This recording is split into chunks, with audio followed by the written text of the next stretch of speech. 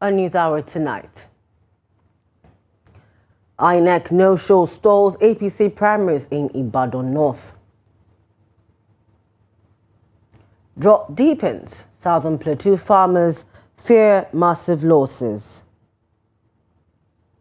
Unimate community kicks against Buhari renaming plan. And the foreign saying Israel kills 92 aid seekers in Gaza issues evacuation threat. Good evening and welcome to Trust News Hour. I am Chiamaka Nwafo. Both delegates and aspirants of the All Progressives Congress in Ibadan North Federal constituency were left stranded as the officials of the Independent National Electoral Commission failed to monitor the primary election slated for Saturday, despite an agreement for that day. Trust TV's correspondent in the state tells us more in this report.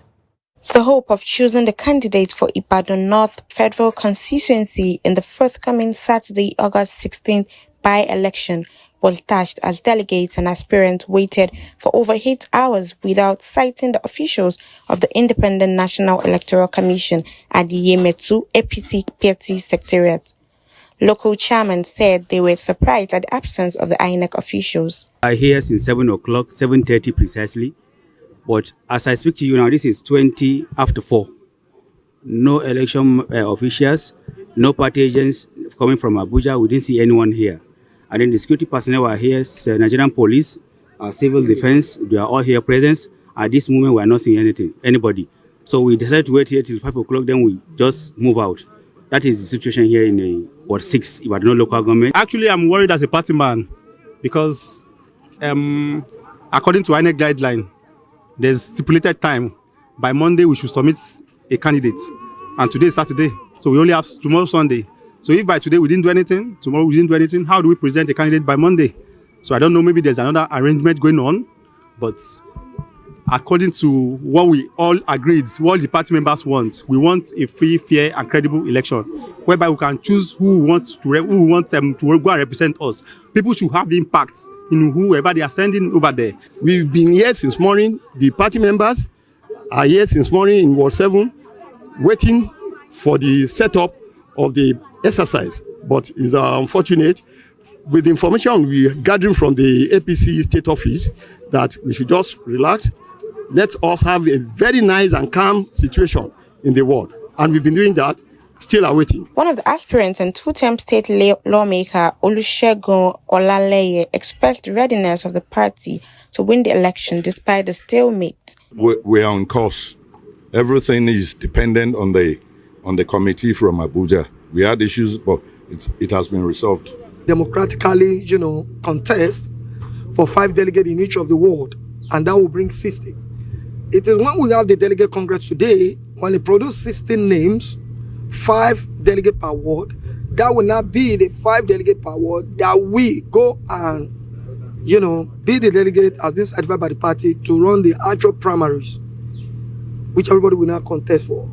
But as it is today, there's no delegate congress. A youth leader of the APC in Ibadan North Federal constituency, Aremu John, insists the party would conduct a free and fair exercise. The process has been on since INEC gave us the timetable, and we are still within the perimeter of the time frame given to us by INEC. And as a party that believes in internal democracy, we have been on it since like 2-3 days ago, and we believe that before Monday, we are going to, our candidate is going to emerge, and we are going to submit the name of our candidate for INEC, latest on Monday. While waiting for the primary to be conducted, Oyo State electorates urge INEC to ensure free and fair exercise. Still in political matters, over in Zamfara State, the All Progressives Congress APC has elected Kamilu Saidu as its candidate to fly its flag in the forthcoming 16th August 2025 by-election for the Kaura Namoda North State Assembly election. Saidu's emergence followed the stepping down of 3 other aspirants who announced their withdrawal from the process at the venue of the primary elections conducted under the watchful eyes of security agents, journalists, and INEC officials. Here's more. These are members of the All Progressive Congress APC in Zamfara State. They gathered here to elect a candidate who will contest the 16th August State House of Assembly by elections for Kaura Namoda North. The exercise was conducted through consensus arrangement as 3 other aspirants withdrew from the contest to allow Kasimu Saidu to emerge as the party candidate to contest against the candidate of the ruling People's Democratic Party and the other candidates from the opposition parties in the state. 30 delegates from the 6 wards of Kagara, Dan Isa, Sakajiki, Kuria, Kiambarawa, and Banga affirmed the elections of Kamisu Saidu as the party candidate, as the 3 other aspirants who stepped down are short of their spot to ensure the APC candidate wins the forthcoming by-election. The chairman of the APC Primary Election Committee sent from the national headquarters of the party, Babanda Imam, described the process as peaceful. Here to conduct the primaries, as I said, and we are very happy with what we saw on the ground, because we came under the impression that we are going to conduct primaries because 4 aspirants for just from the national head office. Chairman APC Appeal Committee for the Zamfara primary election and the secretary expressed satisfaction with the conduct of the exercise, saying that their job has been made easy because there is no reason for anyone to appeal the exercise. Initially we came for election, but they've agreed on consensus. And you know, our own work is when there are issues during the election. All of them agreed on consensus. Prominent APC members in the state observed the election. Political analyst and former lawmaker Dr. Idris Bugaje has reflected on the legacy of the late former President Muhammadu Buhari, stressing the difficulty of finding a trustworthy political successor. According to him, Buhari enjoyed massive public support because he was seen as a leader for the poor and a symbol of integrity. He further said replicating that level of public trust would require a new figure with a widely accepted agenda and proven credibility. Bugaje also took a swipe at today's political class, accusing many of prioritizing personal ambition over national interest. He spoke on Trust TV's 30 Minutes with Maria Dan-Ali, while highlighting the growing disconnect between the political class and the citizens. The current issue of politics after the demise of former President Muhammadu Buhari, what's your take on it? Well, first let us pray that God shower his mercies on the late Muhammadu Buhari. Subsequently, it may take a bit of time for things to crystallize, but perhaps there is no harm in anticipating what might happen. He was at stage. A towering figure. Yeah, the towering political figure because of the expectations that people had, on him. And he was able to galvanize the votes of the poor and the downtrodden because of the image that was projected of him as the man for the poor. The Megaskia, the one who exactly. Now is truthful. Now there are that image has suffered quite, but that kind of charisma may still be there in the larger, wider society in one way or the other. The whole politics has been reduced to the politics of big man. It's my turn. That is the new conversation. It's not that I can fix this country. No, it's my turn. And if you are to probe that, turn to do what? It's basically turn to rule and turn to relish, the opportunities of power. Appoint who you want, and you can see the pattern of appointment. Do what you want, take what you want, say what you want. For more of that interview, please join 30 Minutes with Manuel Dan-Ali at 7:30 p.m. on Monday, 21st July 2025. Now to more stories. The African Democratic Congress, ADC, has criticized recent appointments made by President Bola Ahmed Tinubu, describing them as a desperate attempt to regain lost trust, particularly in northern Nigeria. In a statement signed by its National Publicity Secretary, Bolaji Abdullahi, the party dismissed the appointments as insufficient and belated. The ADC argued that for over 2 years, the North had been marginalized in both decision-making and political representation. The party accused the administration of overlooking northern Nigeria during critical policy decisions. including the removal of fuel subsidy, which it said worsened rural insecurity, crippled farming, and collapsed local economies.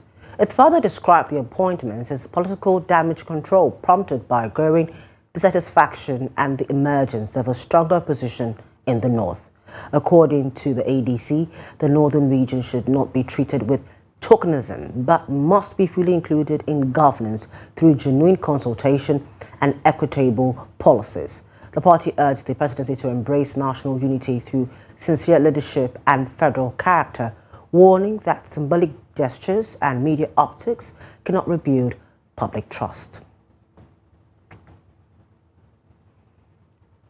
Over in Plateau State, farmers in the southern part of the state are raising concerns over low rainfall across various communities, with reports of crops wilting and showing signs of discoloration. The southern zone of Plateau, located in the lowlands, comprises of 6 local government areas, which are Wase, Langtan North, Langtan South, Mikang, Shandam, and Kwanpan. The region is known for cultivating maize, rice, groundnuts, millet, and beans. Residents say they have experienced significantly reduced rainfall for nearly a month, leading to the drying up of crops. The situation has raised fears of massive losses as the crops have not yet reached maturity. Farmers warn that if the trend continues, they may lose millions of naira with severe consequences for food security and livelihoods. The National Oceanic and Atmospheric Administration and the Climate Prediction Center have projected that the northern part of Nigeria will experience short rainfall in late July and early August. At least 9 lives have been lost in 3 separate boat mishaps over the past year in Shiro local government area of Niger State. According to the Boat Owners and Freshwater Users Association, the fatalities were recorded in incidents involving passenger boats that sank and were never recovered from the water.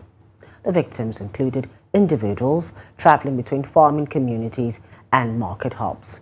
The association also raised concern over increased insecurity along waterways, highlighting that one boat operator was recently attacked and injured by armed men while en route to Zumba Market from communities in Kaduna State.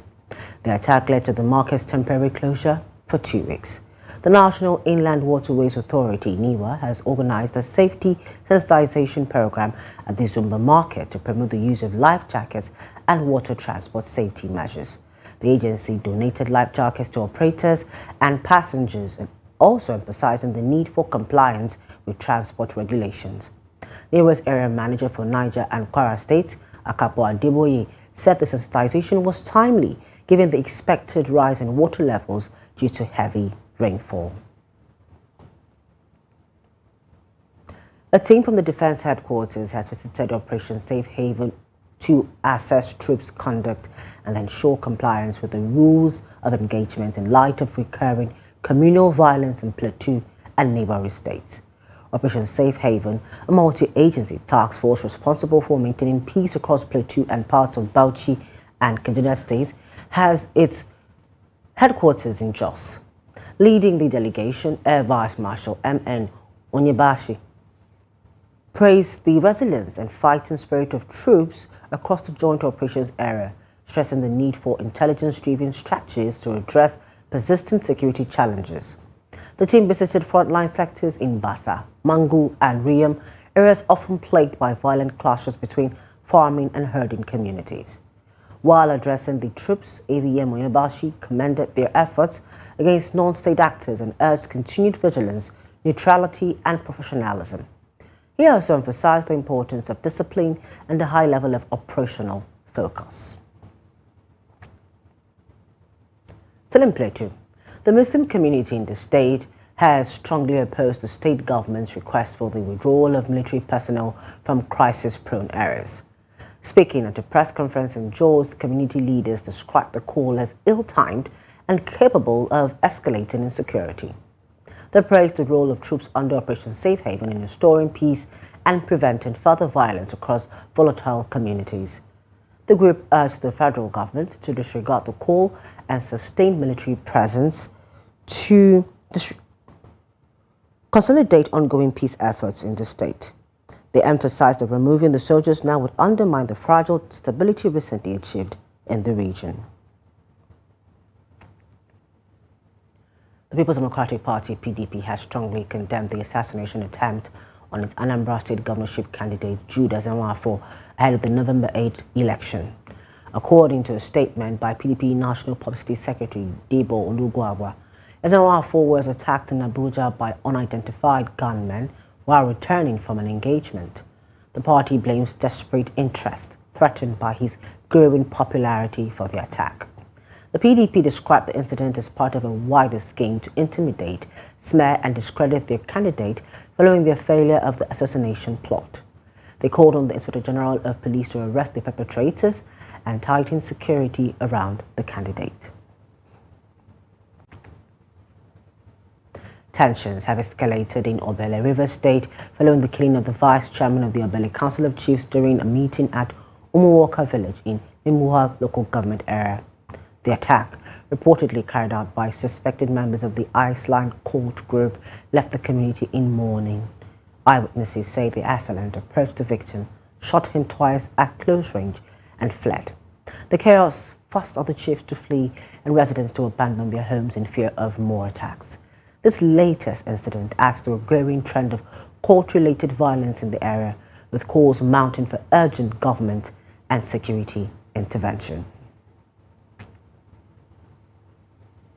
The Ondo State Police Command has confirmed the death of Femi Oladile, also known as Telex, a key suspect in the abduction and murder of two students from Adekunle Ajasin University, Akungba, Akoko. Oladile, said to be the landlord of one of the victims, was arrested alongside two others at the disappearance of the students, Andrel Oka and John Abba, both 200-level undergraduates.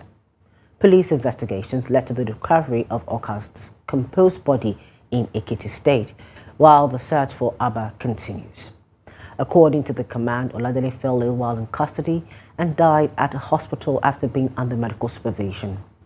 Police authorities assured the public that all involved in the case will be brought to justice and warned against misinformation regarding the investigation. The decision by President Bola Tinubu to rename the University of Maiduguri after former President Muhammadu Buhari has sparked strong opposition from alumni, current students and residents of Borno State. During the Federal Executive Council meeting on July 17, President Tinubu announced the renaming of the institution as part of efforts to honor Buhari's legacy. However, critics say the University of Maiduguri represents resilience and academic excellence in a region once ravaged by insecurity and should not lose its historic identity. In a widely circulated petition, over 9,000 signatories have urged the president to reconsider. The petitioners suggest alternative institutions for renaming, including the Federal University of Transportation, Daura, Buhari's hometown, and the Nigerian Army University, Bu, to reflect Buhari's military background.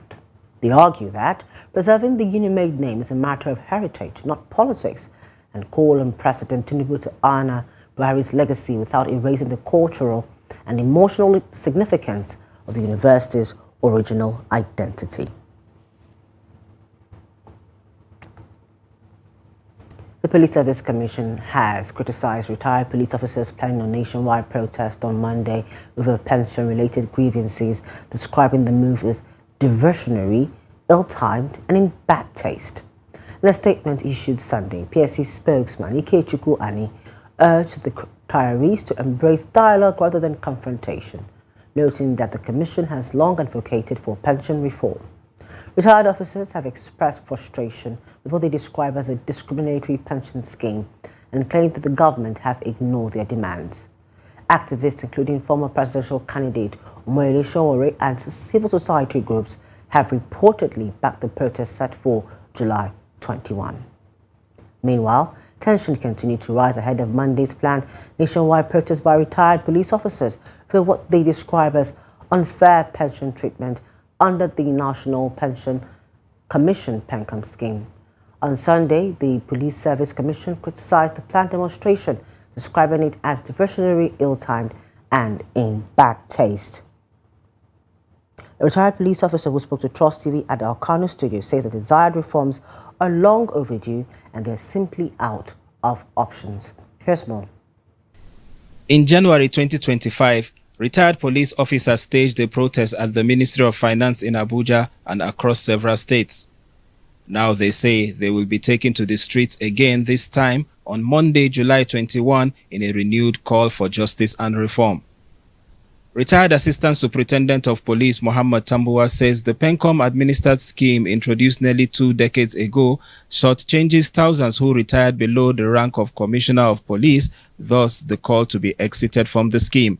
Those who are under PENCOM, apart from IG, DIG, IG, they are exempted from the PENCOM. Well, from the CP down, they are in the PENCOM. I don't know the reason why. We are making protests to the National Assembly, Senate. They are all fully aware of this. To exist us, they say yes, they agree. Later they say to establish the pension board. He notes that while military retirees and senior police officers who are outside the PENCOM scheme receive robust pensions, rank-and-file officers under the commission are left struggling. I'm now obtaining 30,000. Some of my mates are taking 25. In the rank of CP, you retired. People are saying you have gone out with the senior rank, but you are PENCOM. We are said that your benefit will not be more than 35,000 or 85,000 in the monthly. After all, you will serve for 35 years. You will not be given more than 10 million to 15 million. The CP rank, forget about it, we other ranks. That is why we are telling this greater nation that most of us are still strong to fight for our rights. Tambuwal and other police pensioners insist on exiting PENCOM for equal treatment, as Monday's planned protest may determine the government's response. We also want to news hour on Trust TV. Up ahead, Southeast leaders push for urgent constitutional reforms. This story and moment we return. Please to stay with us. Welcome back. Thank you for staying with us. And now for more stories on our headlines. INEC knows Ibadan North. Drought deep in southern Plateau, farmers fear massive losses. Two other stories. The Gombe State Police Command had imposed a motorcycle restriction between 7 p.m. to 6 a.m. in Gombe Metropolitan in what it describes as a strategy to boost security in the state. However, 7 weeks after, businesses are feeling the pinch, with many reporting significant low patronage, especially during the night time. Hassan Kohli has more in this report. The motorcycle restriction during night hours have taken a toll on local businesses. Many traders are struggling to attract customers, and the once thriving markets are now quiet. Traders like Adamu lament the decline in patronage, blaming the restrictions for low patronage. Business have been very bad since the restrictions. People can't come to our shops because they can't ride their motorcycles at night, a peak time for our sales. We are struggling to make ends meet, with more than 40% sales decline during the period.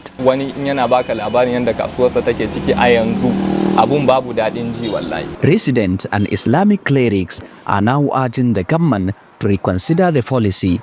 They argue that the restrictions are having unintended consequences on the local economy. We understand the need for security, but this policy is hurting our businesses.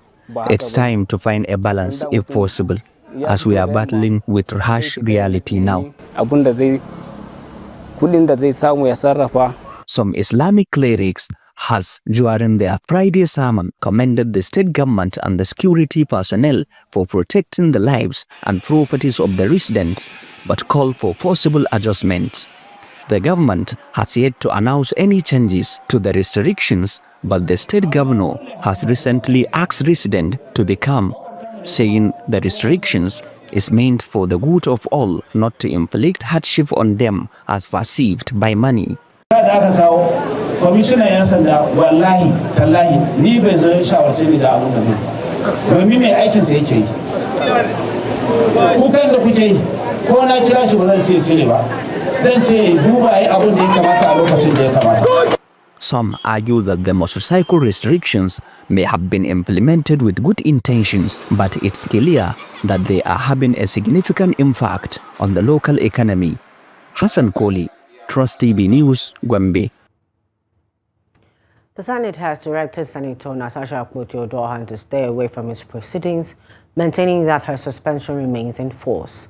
Senate spokesperson Yemi Adaramodu, in a statement on Sunday, said there is no subsisting court order compelling the Senate to recall the Kogi Central lawmaker before the expiration of her suspension. Akpoti-Odohan was suspended in March 2025 after a confrontation with Senate President Godswill Akpabio. Following allegations of sexual misconduct, claims Akpabio has denied. The lawmaker has cited a federal high court judgment to justify her planned return on Tuesday, July 22nd.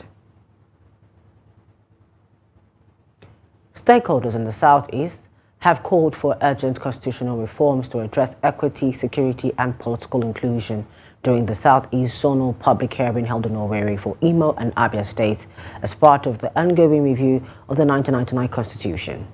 Deputy Speaker of the House of Representatives and Chairman of the Constitution Review Committee, Benjamin Kalu, urged Nigerians to actively engage in the process. He said the Constitution must reflect the current realities and aspirations of the people. Here's more in this report. Kalu said the committee is considering 87 bills focused on state creation, judicial reform, gender inclusion, local government autonomy, and physical federalism, while reaffirming the National Assembly's commitment to a people-centered approach.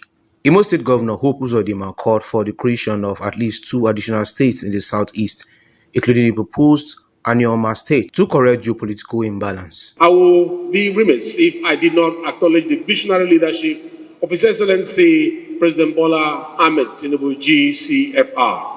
Under his stewardship, Nigeria has embraced a reform-heavy agenda, one that recognizes the urgent need for constitutional renewal, institutional strengthening, and inclusive growth. President Tinubu's commitment to the rule of law, his respect for the legislature's constitutional role, and his bold stride in governance reform have created an enabling environment for this historic review. We are grateful for his support and leadership.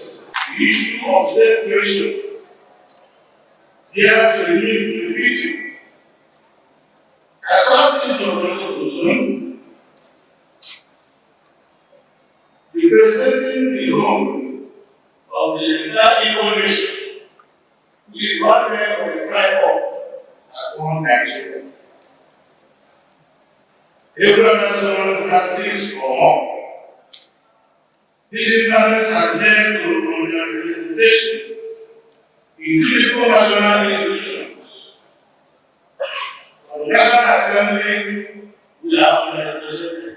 Human and material resources, traveling around the country and interacting with stakeholders, as we are doing today, we instantly lose sight of the profound changes that this process has also led.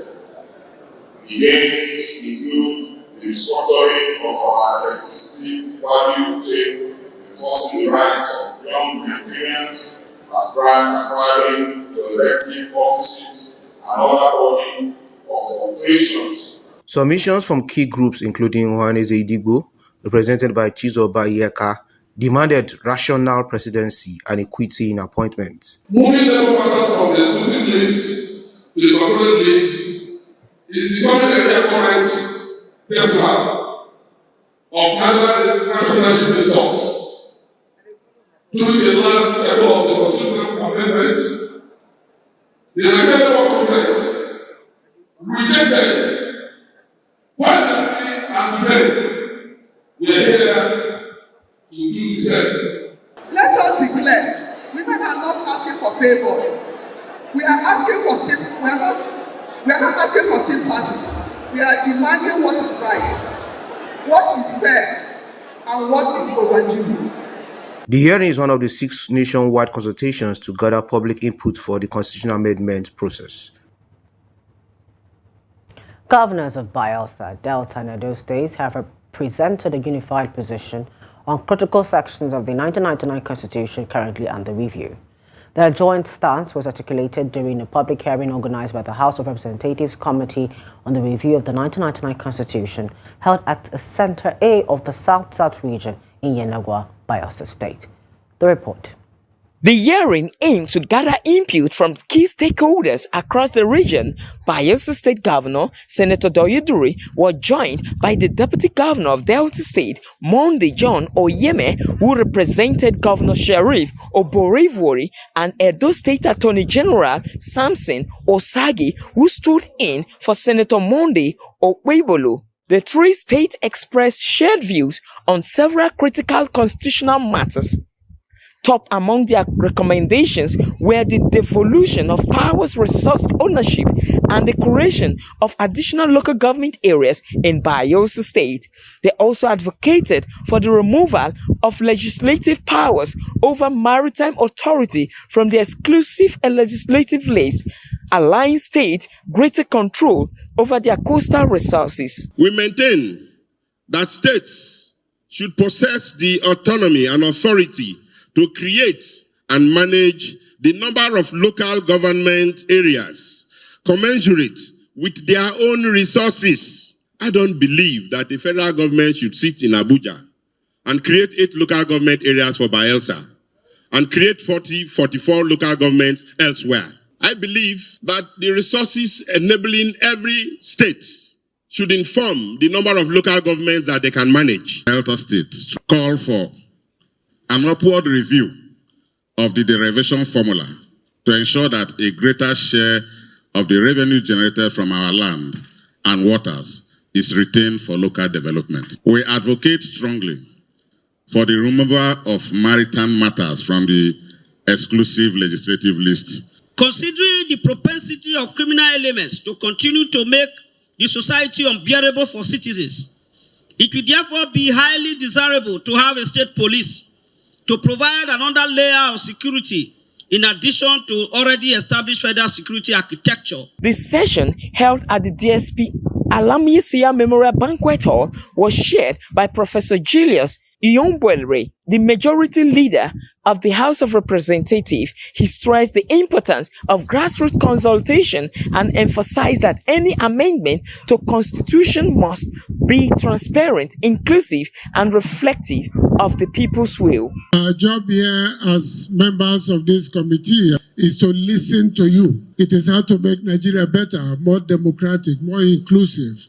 Let our democracy and politics be more participatory, accommodating. The Attorney General of Bayelsa State, Briyai Dambo San, the chairman of the Bayelsa State Traditional Ruler Council and the president of Ijaw Youth Council Worldwide, jointly presented the state proposal and articulated the concerns of the people of Niger Delta and the Ijaw Nation. The position of the people of Bayelsa State for the creation of local governments. We are proposing 25 additional local governments.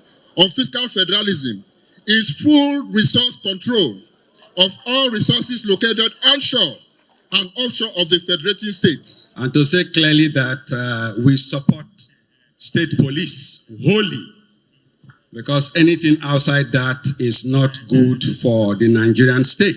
What is feeding Nigeria is 100% from the Niger Delta, and therefore the demand is that our survival and revenue from oil and gas resources must be upscaled. The demand is that the South-South, the Niger Delta, must have the benefit of the resources God has deposited in our land. The public hearing witnessed robust participation from a wide array of stakeholders, including representatives of the Ijaw National Congress, INC, the Tori Ebe State Creation Movement, traditional rulers, civil society organizations, women's groups, labor unions, and religious bodies. From Yenagoa, Friday, Ebmobowi Peter, Trust TV News.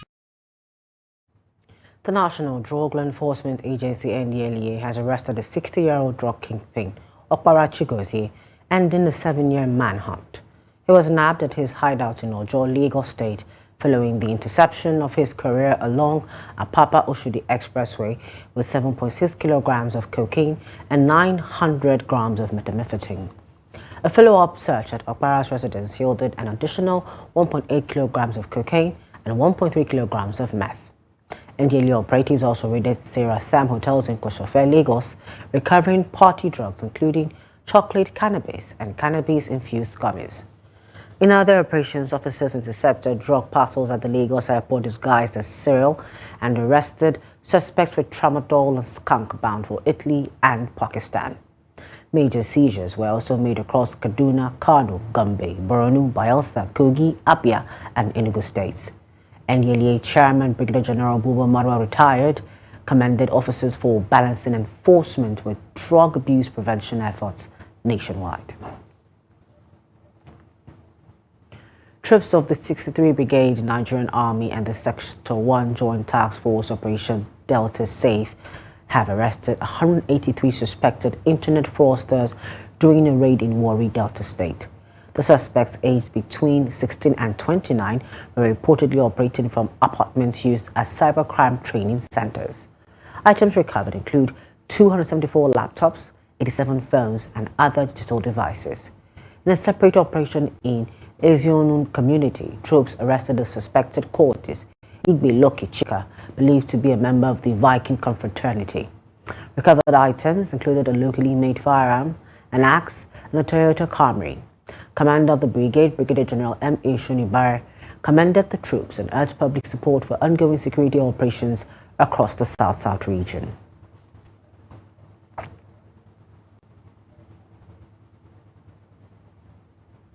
The Nigerian Army has deactivated 14 illegal refining sites and arrested 62 suspected oil thieves during a series of raids across 4 states in the Niger Delta. The 6th Division said over 350,000 liters of stolen petroleum products were recovered during joint operations with other security agencies in Rivers, Bayelsa, Delta, and Akwa Ibom states. In Rivers, troops dismantled sites around Joinkrama and Obiafo, seizing stolen crude and diesel. Additional arrests and seizures were made in Bayelsa and Delta, with the army vowing to sustain the crackdown. The operations are part of ongoing efforts to curb oil theft, which continues to cost Nigeria billions in lost revenue annually. President Bola Tinubu has joined family members and other distinguished personalities at the 8-day prayer for the late Awujale and paramount ruler of Ijebu-land. Addressing dignitaries at the occasion, President Tinubu described the late Awujale as a moral compass whose reign contributed immensely to the socio-economic and political development of Yoruba land and Nigeria in general. President Tinubu, joined by his wife Remi and accompanied by members of the Federal Executive Council, members of the National Assembly, and other distinguished personalities, were warmly welcomed by the Ogun State Governor, Dr. Abiodun, and wife Amidele, and members of the State Executive Council. I was successful because of your support and the blessing of late Awujale.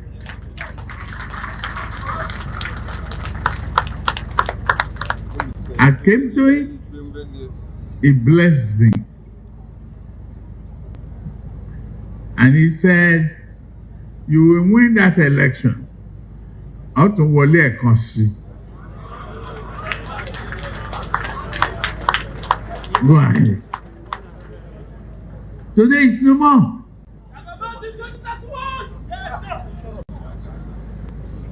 It's gone. Lord has blessed us. If listening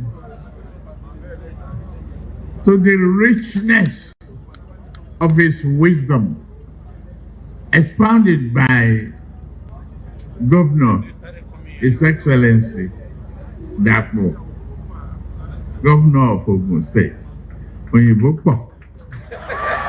Today marks a very great day in the history of our nation, and particularly the history of our race, the Yoruba race.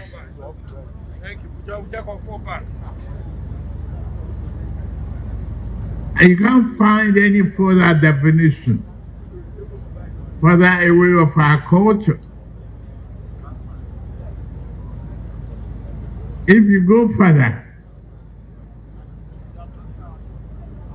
from Awujale, you will learn a lot. You're also watching News Hour on Trust TV. We'll return shortly with business, foreign and sports. To stay with us. Welcome back. Let's get to business.